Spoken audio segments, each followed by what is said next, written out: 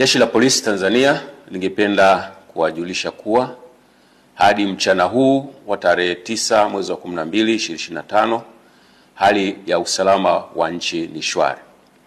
Vyombo vya ulinzi na usalama vinaendelea kuimarisha usalama nchini sambamba na kulinda maisha ya watu na mali zao.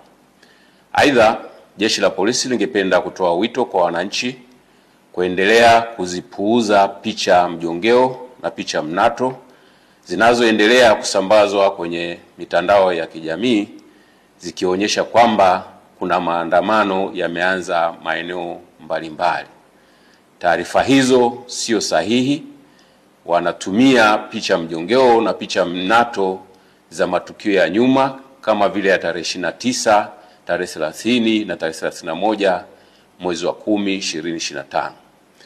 Sambamba na hilo, wenye nia ovu wanaendelea kutumia picha mjongeo za matukio ya nyuma. Kwa mfano, kuna tukio la Juni 2025 ambalo kabila la Wamasai walikuwa wanafanya sherehe zao za jando katika msitu wa Tanapa, lakini imesambazwa kwenye mitandao ya kijamii ikionyesha kwamba Wamasai wameanza kudai haki zao huko jijini Arusha.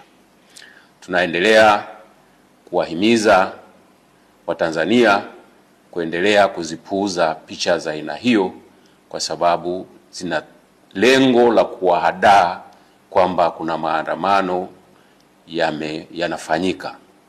Ikumbukwe kwamba maandamano hayo ambayo yalikuwa yanapewa jina la maandamano ya amani yasiyo na kikomo yalipigwa marufuku toka tarehe 5 mwezi wa 12 2025 kwa sababu hayajakidhi matakwa ya kisheria ikiwepo sheria mama, yani Katiba ya Jamhuri ya Muungano wa Tanzania ya mwaka 1977 na sheria ya polisi na polisi wasaidizi sura 322.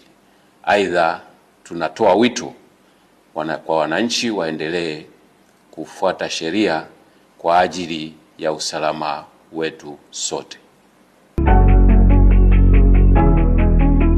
ST Bongo, nyumbani kwanza.